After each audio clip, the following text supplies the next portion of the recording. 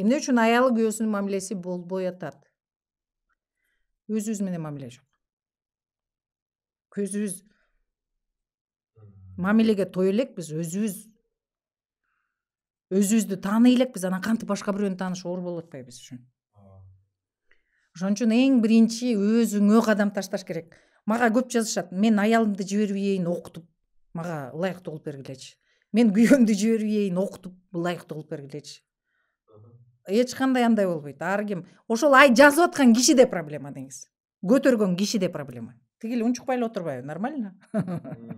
То есть менин аялым мага туура келбей атат деген кишинин өзүндө, же болбосо менин күйөөм туура келбей атат деген кишинин өзүндө да өзү иштеш керек. Эмне себептен берилет бул?